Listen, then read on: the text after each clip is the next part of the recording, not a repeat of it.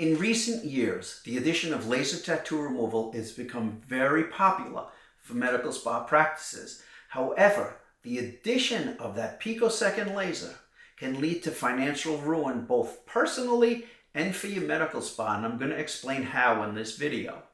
Hi, I'm Dr. Messina, and I started Dr. Undo Tattoo in 2005. So I have thousands and thousands of hours of experience in lasering tattoos and in the financial variables that are associated with laser tattoo removal. Everybody always wanted the latest and greatest machine. In the early 2000s, they wanted the Medlight C6. By 2011, patients would call and say, "Are you using a RevLite?" By 2014, they wanted to know, "Am I using the RevLite SI?" And by 2017, they wanted to know, "Am I using picosecond lasers?" There was a very big difference between the Q-switch lasers and the picosecond ones, that being the price.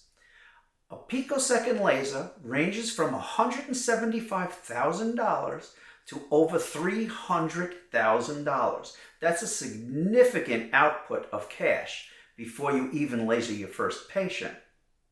Now, unless you happen to be carrying around enough cash to purchase basically the average home in the United States, you're going to have to get some kind of a loan, and it's going to be a six-figure loan.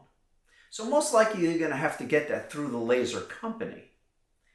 Now, if you're lucky, you might get a loan for 5 years at 5%.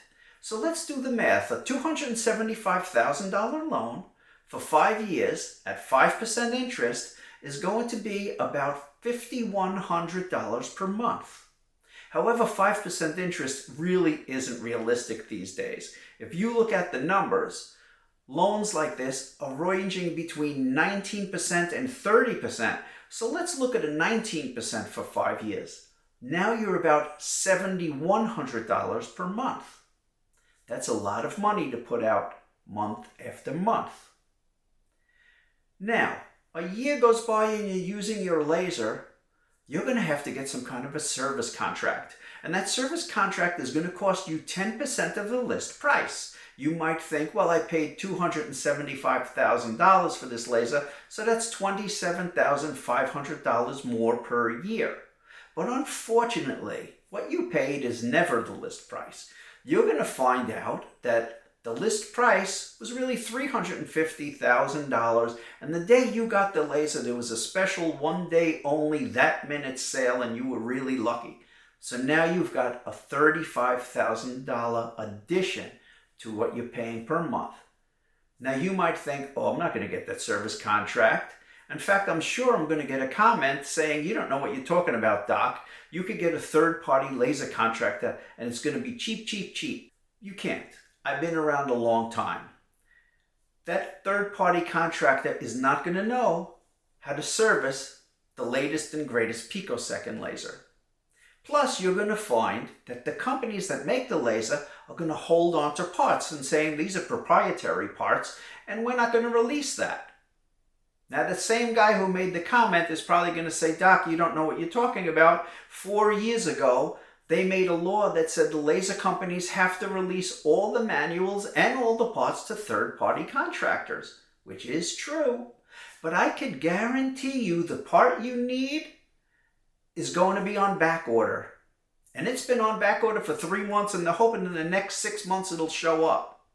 Which means you're sitting there with a dead box, paying all that money month after month. Now you might think, "Okay, I'm going to call the laser company and tell them your machine is broken, it's just over a year old, I ain't paying no more."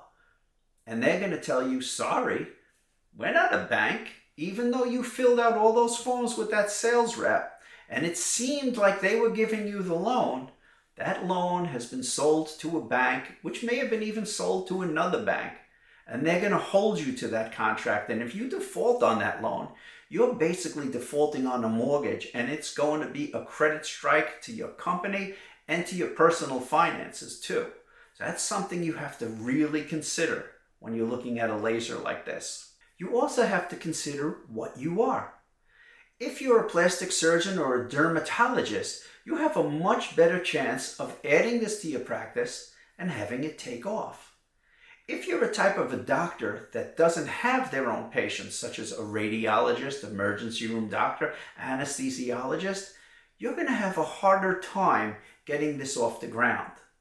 And if you're a lay person, you're going to have even a harder time because you're not going to have the medical credibility behind you for the public to be a little bit more aware and say, well, maybe I'll go to a doctor versus some medi-spa. You also have to look at what the competition is around you.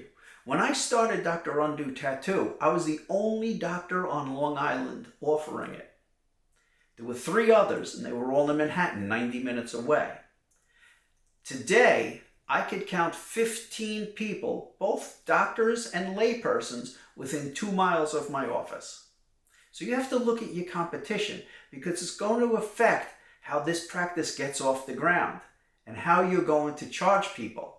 You see, if you have a lot of lay people, doctors tend to not be able to compete that way financially because we have tremendous overhead. The malpractice premium alone is $34,000 a year. The people that get some used equipment, they might be able to offer something for $50 that I might be charging $300 for. And you're not going to be able to compete with that. So you're going to have to look at your community and see what the going price is. Now, everyone does get hurt. The person who's cutting it that low, one day when that laser breaks, and they never break for $200, they break for $20,000 to $30,000, that ends it, and they're done. The average non-physician medical spa has a 2.5-year life expectancy. Just for that reason, once the equipment starts to go, they can't afford to keep it up. So that's something you also have to consider. Plus, remember, that $5,100 or $7,100 plus the now $3,000 extra a month for your service contract, that's just to keep that laser in your office.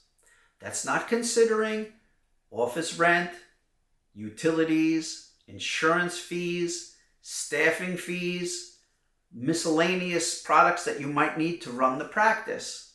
That's all extra. So before you go and add this to the practice, you have to do a complete financial review to make sure that it's really a feasible addition. I hope you learned something in this video. So many people have been texting me or sending me emails saying, I want to add this to the system. Which Picosecond system should I buy?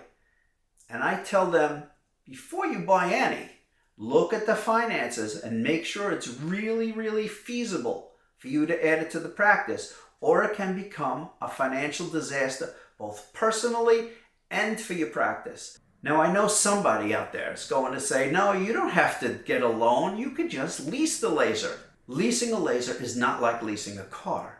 When you lease a car, you could get a car that's very expensive and cut the monthly payments in half by leasing it and then turning it back in 2 or 3 years.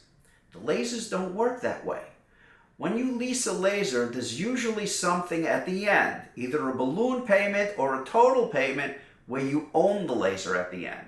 It's not like a car where you just turn it back. And you're not going to want to turn it back, because when you do, you're going to find that the new laser is going to be even more expensive than the initial laser. Plus, the last time I looked, which was about 8 years ago, the interest charged on leasing a laser was 20%, and that was at a time when you could get a loan at 5%. So it's probably much more these days. So leasing the laser is also not the greatest option. I hope you learned something in this video. I hope it's going to help you make a wise decision as whether you should add this to your practice or not.